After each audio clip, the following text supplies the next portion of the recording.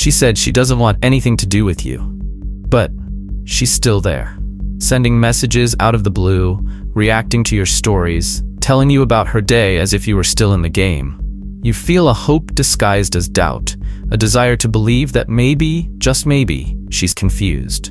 But she's not. And if you still haven't understood this, the problem isn't with her, it's with your distorted view of rejection. The great social lie that has been planted in every man's mind since he was young is that women need time, are rediscovering themselves, or just don't want to get hurt again. All of this seems noble, but in reality, they are euphemisms for an uncomfortable truth. You weren't the main choice. The cruelest part? Even so, she still keeps you around. Why would anyone do that? Because there is power in emotional control, and those who don't understand this game become pawns in it. Rejection today is a theater. It's no longer that dry and definitive cut of the past. Today, it is seasoned with laughter, occasional messages, hints of longing. It is like a farewell that never ends. And this does not happen by chance. This pattern follows a model studied by behavioral psychology, intermittent reinforcement. This is the same mechanism that makes a gambler spend hours on a slot machine. He does not always win, but he wins enough to maintain hope. She does not always validate you, but she validates you enough to maintain the illusion. And this is addictive. The problem? You think you are getting closer, when in fact you are being kept on an emotional leash. This is where the first brutal contradiction comes in. You feel like you are gambling, but you are the emotional consolation prize. She does not want to lose you, but she does not want to have you either. And this is a gray area where men waste time, energy, sanity, and worse, identity. Nietzsche said that what is done for love is beyond good and evil, but what is done in the name of empty hope is beyond dignity. What many people don't realize is that she doesn't keep you out of love, but out of vanity, out of a need to have someone orbiting her ego. Her no isn't a full stop, it's a containment strategy. She wants you close, but not too close. She wants you involved, but without demanding. She wants you available, but without a price. This dynamic makes many people confuse accessibility with affection. But there's a huge difference between an interested woman and a bored woman. An interested woman seeks you out with intention. A bored woman seeks you out to escape herself. And that's the abyss that most people fall into. You think you're being desired when you're being used as an emotional painkiller. And the most ironic thing, while you're waiting for her to change her mind, she's only reinforcing the certainty that you'll accept crumbs. The time you spend justifying yourself, trying to understand why she still talks to me, is the time you're moving away from what really matters: clarity. Because in the end, the illusion of rejection is what keeps you in a position of emotional submission. She has already decided that she doesn't want to choose you, but she doesn't want anyone else to. And that, my friend, is not love, it's ego. The kind of ego that turns grown men into emotional prisoners of a narrative that never had a happy ending written. If you continue to play this game, know this: the prize is not her. The prize is freeing yourself from this illusion that keeps you domesticated. Rejection doesn't hurt. What hurts is unresolved hope. And the faster you kill that hope, the faster you regain control of your life. You think you're being loved, but really, you're being held up to a mirror. A distorted reflection of what she wants you to see. That's how she maintains control, by showing you just enough to make you believe you're special, but never enough to make you feel safe. What's it called? Spot validation. It's the oldest emotional strategy in the world, but it's perfected in the digital age. An emoji, a laugh, a good morning when you're gone. Little bits of attention that act like oxygen in a toxic environment. And you take a deep breath, believing there's still something there. But what there really is just carefully calibrated manipulation. And that's what breaks strong men from the inside. It's not the absence of love, it's the illusion of it. That illusion is precisely constructed. She knows you need to feel important, that every man wants to be seen, admired, desired. So she offers you bits of that. Just enough to activate your dopamine pathways. Just enough to make you think you're a priority again. Only you're not. You are the emotional support. And here comes the trap. She doesn't feed you. She sabotages you with microdoses of hope. The mind starts creating narratives. Maybe she's reevaluating. Maybe she needs more time. No, what she's doing is keeping you emotionally addicted. The philosopher Ortega y Gasset said that true love requires fascination and surrender. But in this case, there's only one fascination, yours. And there's only one surrender, yours.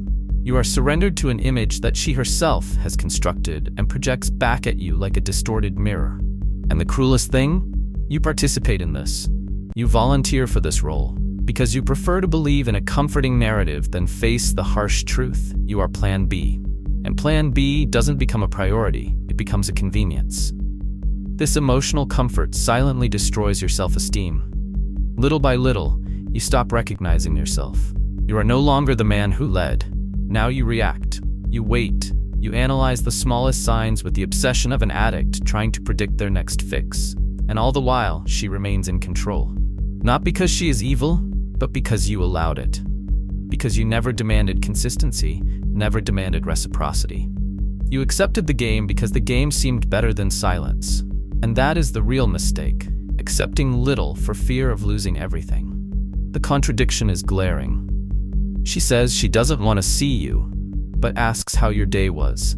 She doesn't respond for days, but posts indirect messages that inflame you. She says she is not ready, but compliments you when you disappear. That is not affection. That is domination. And here's the key point. You will never be loved by someone who needs to keep you confused to feel safe. Love is not ambiguity. Love is clarity.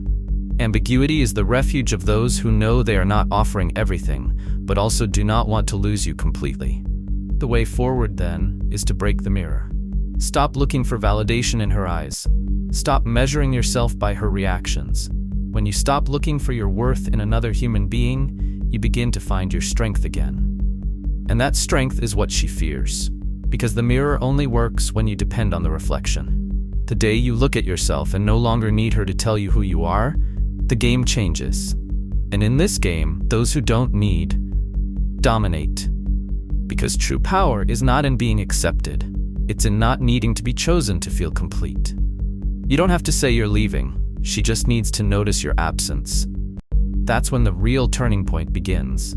Most men, when they feel they're losing ground, rush to reassert their presence. Not you. You're going to do the opposite. You're going to disappear, not as a bluff, but as a strategic choice. Withdrawal is not about punishment. It's about restoration. It's in this silence that you rebuild your identity, because as long as you're accessible, you're submissive to her plot. And you weren't made to be a supporting character in a narrative you don't control. Scarcity has a power that presence doesn't. Because only in a vacuum does the other person notice the space you used to occupy. Only when you stop responding does she start to feel it. Only when your attention is no longer available does she have to decide. Either she's coming for real or she's going to disappear for good. Then the mask falls. That's the beauty of strategic withdrawal. It reveals who's really playing with you and who's just used to having you available. Silence is the blade that cuts through the theater. But it's not enough to disappear. You need to fill that void with a new presence, yours. You will reinvent yourself. You will become the man she thought she had under control, but who now exists beyond her. Nietzsche said that happiness is the feeling that power grows. Your absence is not about distancing yourself. It's about domination. When you focus, evolve, improve your body, your mind, your purpose, she feels it. And if she comes back, it's not because she loves you. It's because she wants to regain the power she lost. And it's up to you to decide if it still makes sense. Strategic withdrawal is also the moment when you test the woman. Not with questions, but with behavior. You stop responding immediately. You stop explaining. You stop justifying your distance. When she sends that "hi, I've been missing," you don't jump to reply. You respond when you want, if you want. Without emojis, without enthusiasm, without the need to prove that you're still interested. She needs to do the emotional work now. She needs to deserve you. And this is the point that most people ignore. The power shifts when she realizes that you no longer need her to feel relevant. If she comes back, watch. If she is constant. If she sets up dates. If she leaves the digital world and enters the real world. Or if she only flirts to feed her ego and retreats again. This is the ultimate test. Interested women move, Manipulative women only react, and when she tests your absence with phrases like, "Why are you different?" you don't hand over your soul on a platter. You respond with poise, "I've been focusing on what really matters." This phrase is a game changer, because it shows that the center of your world has changed, and that's when the game changes. Because the man who doesn't need attracts, the man who doesn't beg decides, the man who doesn't seek is sought. Strategic withdrawal is the end of illusion and the beginning of control. And it doesn't matter if she comes back or not. The point is not to get her back. The point is to get yourself back. And when you do, something magical happens. You no longer miss. You no longer want what once seemed essential. Because now you have chosen yourself. And the brutal truth is this: when you learn to be enough for yourself, the people who played with your absence no longer have power over you. This was your silent war won. The battle that redefined who you are, not through words, but through presence. And now, anyone who wants to enter your world will have to prove they deserve to be there. You've come this far, you've read it, absorbed it, processed it, and now there are no more excuses. The truth has been laid bare. Rejection is not confusion, it's calculation. Intermittent validation is not affection, it's manipulation. Constant presence is not kindness, it's disguised submission. And the only response worthy of a man who respects himself is strategic withdrawal. Not to cause pain, but to restore his own value. Because you weren't born to be anyone's plan B. And if you keep accepting crumbs, don't complain about being hungry. Starting today, the rules change. Whoever wants to have you must commit. Whoever wants your attention must deserve it. Whoever wants your time must prove it. Because in the end, the game only changes when you change the board. And the real turning point is not making her come back. It's not needing her to come back. Now, if this video made you see the game in a different light, share it with a brother who is still stuck in this cycle. Comment below. Never be held hostage again. And remember, the woman who really wants you doesn't play games. She chooses.